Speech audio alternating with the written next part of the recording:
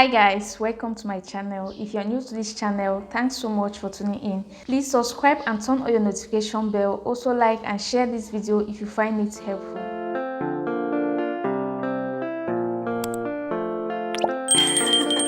Today's video I'll be talking about how a man was denied a visa after winning the DV lottery.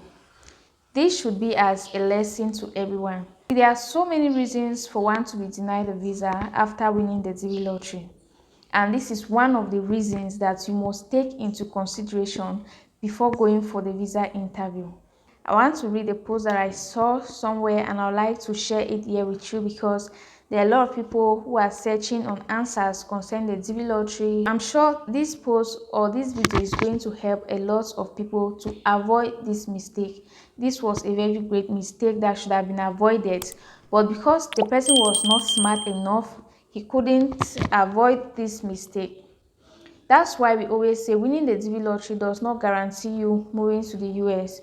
Okay, that is the first major step that you have to take. After that, you still have a lot of work to do.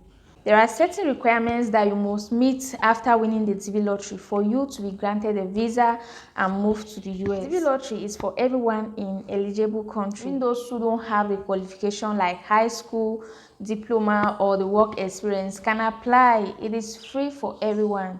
But the question is, will you be able to continue the process after winning the lottery? Some people win the lottery without having this qualification and they don't get to continue with the process. Some people win, they have all the qualification, but they'll go to the interview and be denied the visa. There are so many reasons for people to be denied a visa during the interview. One, your medical reports should be okay. If they discover any form of mafia in your documents, you will not be granted a visa. Another reason you might not be granted a visa after winning the DV lottery is if they notice that your marriage is not genuine, you'll be denied a visa as well. You have to prepare yourself before going for the interview.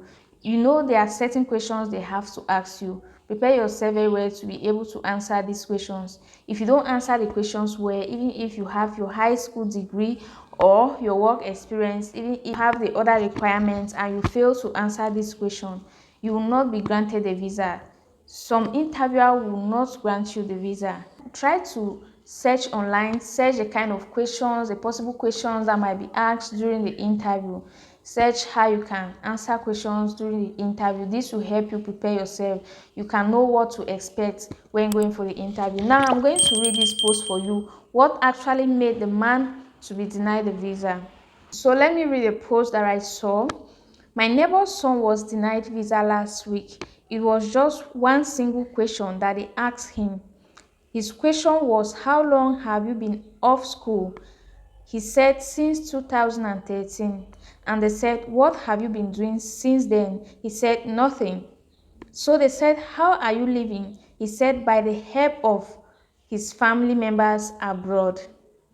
And he was denied just like that. So DV lottery is by luck and favor of God, that's all. So you see, according to the poster, this reason is not enough reason for him to be denied visa. The fact that he doesn't have any job to support himself, the fact that he finished school in 2013, and the fact that he doesn't have anything doing to support himself financially, he only depends on his family members abroad, is not enough reason for him to be denied the visa. So viewers, do you agree with me? Isn't this enough reason for him to be denied the visa? I want to know your opinion in the comment section. Let me share my take on this particular topic. The interviewer did not ask any other question apart from this one. This was the first question he was asked. Probably if he had answered this question well, maybe they would have asked him another question for him to answer. But just the first question, he couldn't answer the question. He couldn't give the answer that the interviewer was expecting. So that was it for him. To me, this is enough reason for him to be denied the visa. It is not only the B1 or B2 visa that you have to show proof of funds or you have to give your bank statement. DV lottery is the same. At least you should be able to sustain yourself. Most people have the mentality that once you are selected or once you win the DV lottery, that is a guarantee for you whether you have money or not. You will go to the US. Now you still have a lot to do. You have to prove to them that you are not a liability. When you get to the US, you will not be a liability. You will not be a nuisance to the society. This man left school in 2013. It's a recent interview. So he has been off school since 2013. Right up to this moment, he hasn't gotten a job for himself. He's not doing any business. He only depends on the family members abroad to support him. This gives the interviewer the impression that this man is just a liability. Yes, because if you've been off school since 2013, at least you should have something doing for yourself. If the government did not employ you, you should create employment for yourself. Don't only depend on people to feed you. Your family members abroad are working day and night.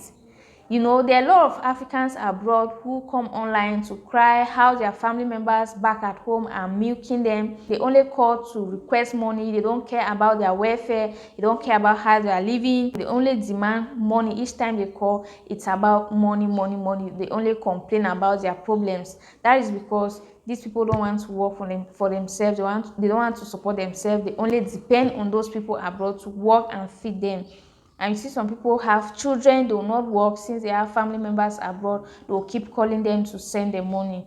So to me, the interviewer saw this person as someone who is a liability, and he thinks even if this person should move to the US, he will be lazy, because since 2013 at least you should have something that you support yourself with. You cannot say you depend on your family members. You should have said maybe you are a farmer, you have your farm that you are working. This farm helps you to feed yourself and your family. You shouldn't go and give this kind of dumb answer that you depend on people abroad to support you.